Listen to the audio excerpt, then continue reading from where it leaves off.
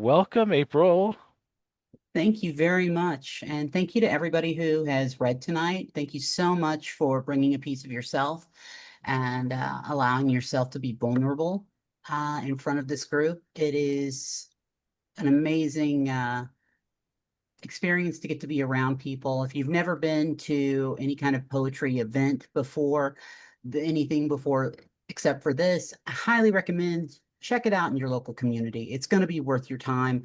Uh, it's just a great opportunity to get to connect with people. And honestly, it's such a pleasure to get to be here and get to share this experience with all of you. So we'll go ahead and start with my first one. Can you hear me? We don't talk enough about what it costs just to survive, the emotional toll of trying to be heard, healed, and whole.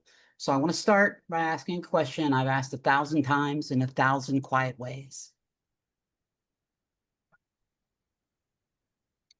I'm mid-sentence in a story that takes time to tell. I'm still finding the words that get stuck in my throat, the words that are clenched in my fists. I'm telling my story, sometimes syllable by syllable, finding strength in every line. I tap the mic. It crackles like a heartbeat. Is this thing on? Can you hear me? Can you feel me? Sometimes I wonder if I'm shouting into the void, a vast and different darkness that neither embraces nor rejects me, just echoes. But still, I tell my story, hitting the beats, holding for laughs, pausing for the pain, and hoping someone, anyone, feels me. We're going to go right into the thank you. The next poem. This is, I know a lot of people can relate to being neurodivergent. Um, and for me, I'm the type of person that if I can't laugh at my problems, sometimes I will go insane. And so this was an opportunity to kind of talk about how I feel as an autistic person and some of the struggles that I deal with. Uh, Not taking myself too awfully serious, or at least trying not to. This is called Autistically Yours. So, hi, I guess. Wait, no. Um, what I meant to say, um, actually, let me start over. Shit, too late. I already fucked it up. And that's the thing, right? Like my mouth and my brain, they ain't exactly best friends. They're like two drunk dudes in a canoe, both paddling in opposite directions, yelling, "Bro, just let me do it." Meanwhile, I'm over here drowning in the silence. Like people talk, right? They talk in this dance, smooth, easy, like they've been rehearsing since birth.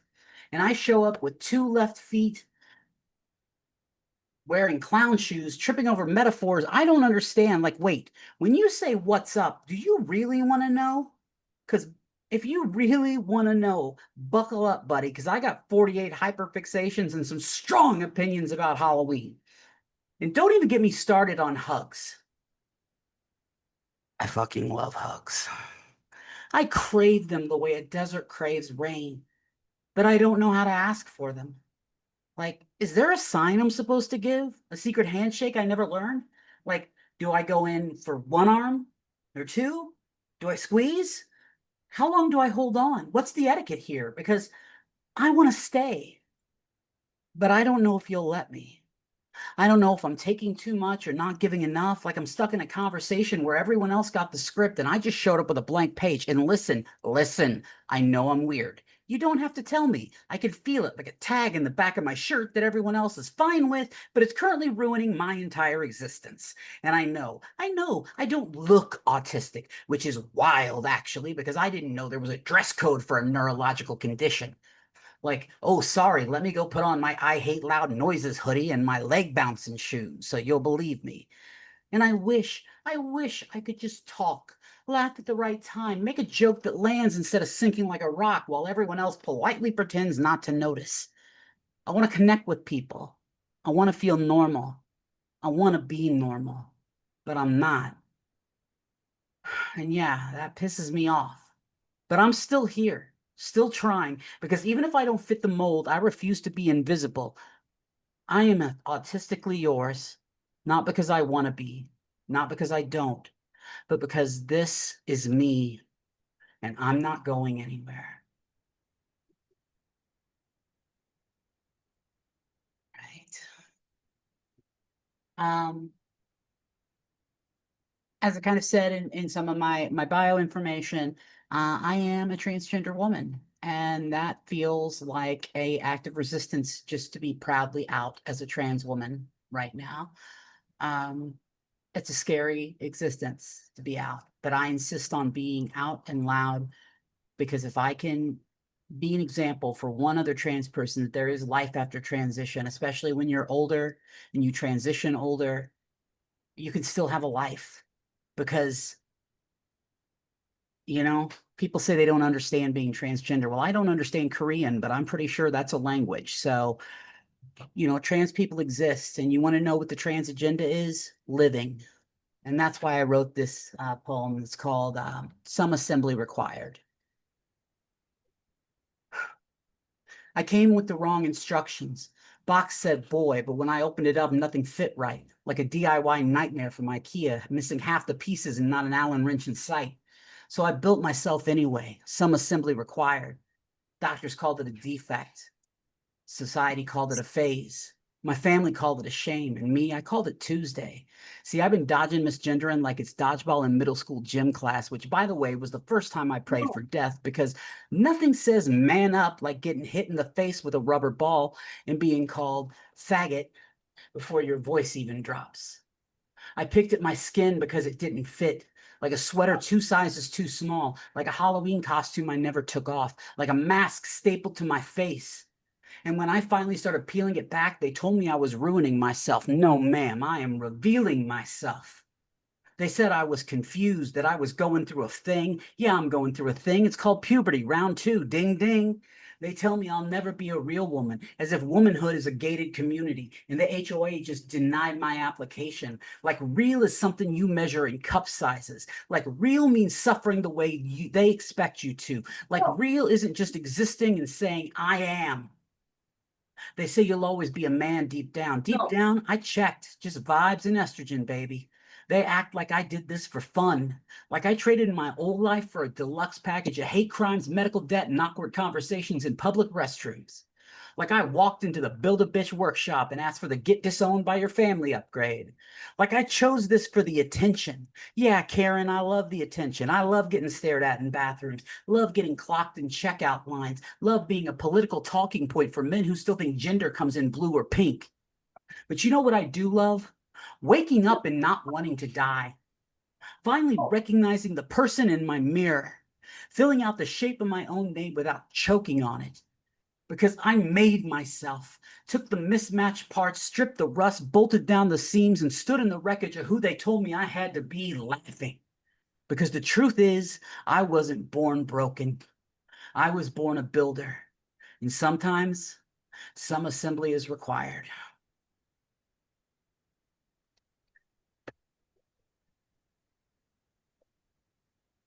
April, I just want to say really quick, I just sorry to interrupt. You're killing it right now. You're just handle it. Keep it going. Sorry. I know I was just gonna let you like keep doing your thing, but I just look after like four of these things and you're just striking me and the people are just in through you're they're through the moon right now. So I'm just letting you know, keep kicking ass. Go. Cute. Um, I have to give credit to why I am still here. And it comes down to an adorable Black Lab Shepherd mix named Clutch. Full government name, Clutchy Von Boom Boom Marshall. He's my best friend. He is my soul dog. He saves me every day. He's why I'm still here.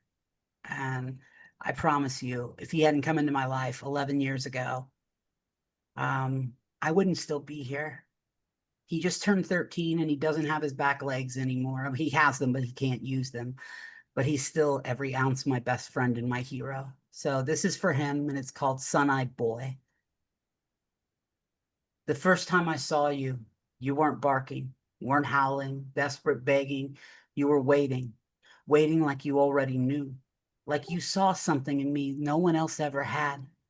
All the other dogs were chaos, but you stood on your hind legs, golden eyes burning bright like a lantern cutting through the dark.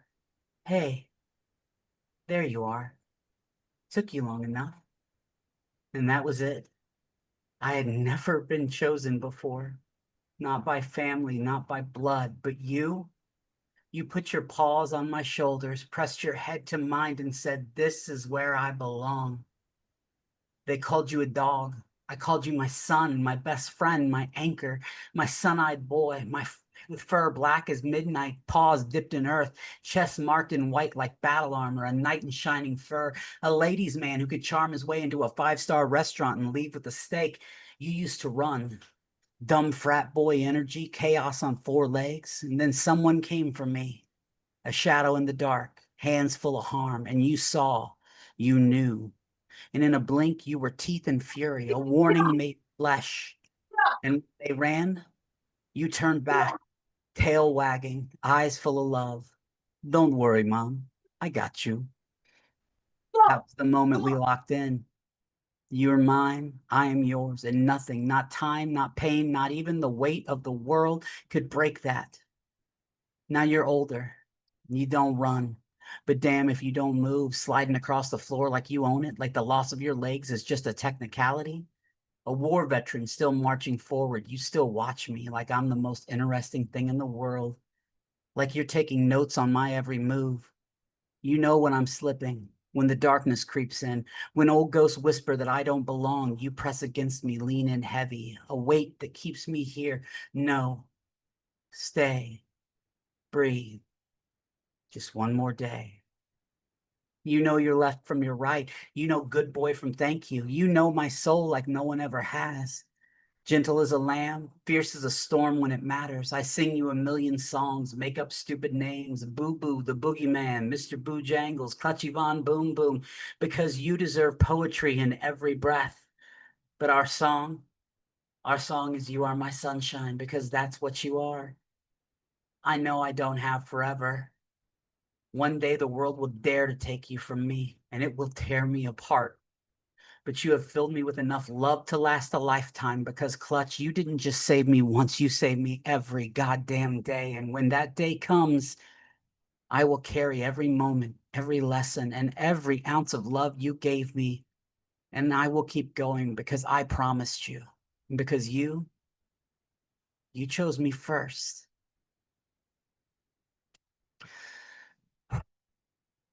Um, I thank you. I used to run a childhood trauma group. And I know that childhood trauma is not foreign to many of us. Many of us have our own traumas from our childhood that we deal with. And this is something that I wrote about some of my trauma. And it's called M is for Mommy. That's really nice. I like it when I do my nice and feminine clearing of my throat into the microphone. I think it really sets the stage. Oh. M is for Mommy. M is for mean. M is for the monster who told me I'm obscene. She liked her drinks. She liked her men. She didn't come home till God knows when. I colored her cards. I wrote her sweet notes. She used her fists. She used her throat. M is for mistake, she'd growl with a grin. M is for man as she beat back my skin. She skipped my shows. She missed my days. She passed out drunk while I found ways to eat, ways to hide, ways to hush the pain inside. She moved out first, left me behind. 16 and solo, she didn't mind. She played house with some new guy while I played grown up and learned not to cry. The books all say M is for Mommy, but mine was a storm that wrecked right through me. And now I wear heels. Now I wear pride. Now I don't flinch when the mirror meets my eye. I made me a home. I made me a name. I made me a path from my own flame. M is for making a life she never gave. M is for mourning, but not for her grave. So sing your rhymes, go on and read your books, but not every mother deserves second looks. Some build your wings, and some clip your spine. Some break your body and call it mine, but I am not hers. I am not broken. I am every word she left unspoken. M is for me, the child she denied, the storm she unleashed, and the calm that survived. I had just a couple more poems here really quickly that I'm going to get through. One, uh, in order to really appreciate this poem, I have to share a photo with you all, and I'm going to put it in the chat. It better come through. Okay, now it didn't. No, it didn't. Oh, no. Oh, no. Oh, no. Give me a second. Give me a second. I got this. I work with technology for a living. I can do this. Okay. Because I've talked to you about Clutch a little bit. Um, Now I got to talk to you about my other dog as well, the both of them together, Sassy and Clutch. They are as different as possibly can be, but I love them both so very much. Wow, it's taking a while to load, so forgive me. But you'll see them here in a moment. If it ever decides to freaking load. This is great. This is why you gotta love live shows. Yes. And this is why, as a reminder to all, performers, those, thinking about it or have done it, yeah, there's no reason to be nervous because so, you just have to be ready for any of this. So I was a musical theater major so that I can try to resize images on the fly and put them on a chat. Anyway, we're so proud of you. this is uh this is about both of my dogs, Clutch and Sassy. Clutch you've already heard about, and who in my mind is vaguely Eastern European, and Sassy, who is an insane crackhead Muppet, basically a raccoon on an espresso. So this is called We Watch Her and Judge Her Treats. I am Clutch, warrior, philosopher, good boy. Back legs, retired, not gone, on break. I slide like mop with opinions. I am always watching her. This woman, my woman, she talks to herself a lot. Half poetry, half where's my phone, while holding phone. I love her, but she needs supervision. Okay. Listen, she's the best, like peanut butter on toast best. Like she sings in the kitchen to me. Sometimes Clutch, but mostly me. She tells me I'm cute, and I know, but it's still nice. She dances when there's no one watching and cries when she thinks we're asleep. I'm not. I pace, I paw, I press my whole soul into her lap. She didn't have to keep me after my mom died, but she did, and now she's mine forever. Rules are rules. She cries quietly, things I don't notice. I notice everything. She rehearses comebacks to ghosts, wins debates with people who aren't here, then spills food and suddenly I am essential. A hero, janitor with a mission. She says I have anxiety. She has anxiety. I just don't like the mailman or thunder or Tuesdays or when she wears shoes because shoes mean goodbye. And when she comes home, I rock it like a muppet from a cannon. Everything is fine again until the doorbells ring and then I scream. I don't scream. I don't jump. I judge. It is divine right. She talks to glowing rectangle for hours, calls it therapy, and then forgets where she puts pants. Again. I guard the couch. I listen. Even when she says no one gets me, I get her. We get her. We are her emotional support wolves with treat addiction. She calls me baby. I am baby, but also nightmare. I lick toes at 3 a.m. and I eat bugs. I bark at nothing, then stare into a corner like I summon Satan. She loves me anyway, tucks me in a pillow fort of yes. When I run and dream, she whispers, go get 'em. I don't know what I'm chasing. Probably a UPS truck. We are her joy, her chaos, her trip hazards and therapists. If you hurt her, know this. I may not have legs, but I have rage and surprisingly accurate slide tackle. That's our girl. We would die for her. Unless it's bath time, then bitch is on her own.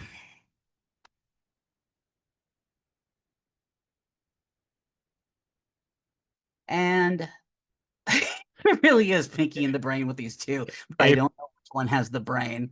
April, damn. Just okay. Go on. I'm beside myself. We all are. Keep it up. Well, this is the last poem for tonight, and I want to thank you all for being here, for allowing me to be your feature this evening. I hope that you have enjoyed this, and if you would like to read any more of my poetry, it's available at itsmeapril.com. And I'm on Instagram as it's me, April Beth.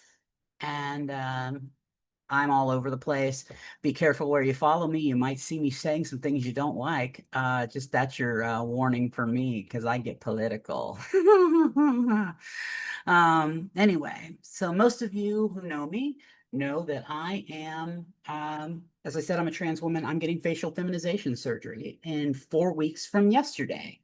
And I am nervous as hell about it, but I'm also excited as hell about it. And this is a poem that I wrote about it that I want to share with you all called Scalpel Saw.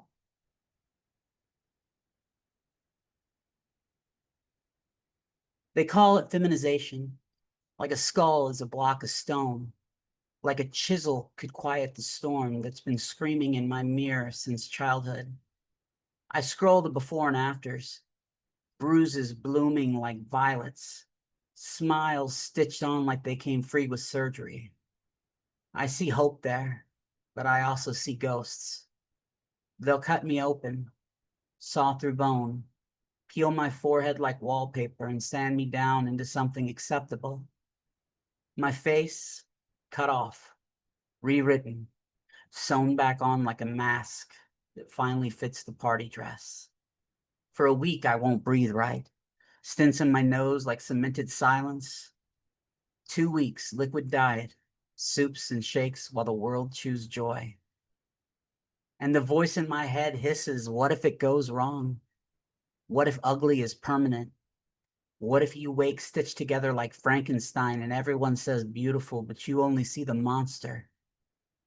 This is supposed to be the dream, the doorway, the happy ending, but I'm scared. God, I'm scared. Scared of the knife, scared of the silence, scared of the weight of my own face when it no longer matches the memory. And maybe when it's over, I'll smile for real. Maybe I'll breathe for real. Maybe the mirror will finally unclench its teeth. But tonight, before the scalpel sings, all I can do is whisper to the trembling skin I've lived in for so long. Don't leave me. Don't betray me. Please, let this hurt be worth it. Thank you guys very, very much. April, we are incredibly, I think I can speak for all of us when I say we are incredibly honored, not just by your presence, but by all the experiences that you've carried up to this point, and look at where you are now, and just incredible, you know, just incredible. Thank you. Um, Thank you. I just want to take this opportunity to say also hold on to the people you love and tell them you love them often. Mm, I just lost a friend on Monday to leukemia. He's been battling with it for a long time, and I'm sorry. I dedicate this to Justin, who was so kind and so sweet, but also such an immense troll who loved breaking my Dungeons and Dragons games. Um, I will miss him greatly. So hold on to the people you love. Tell them you love them often. Never miss an opportunity to let them know how you feel. Thank I you.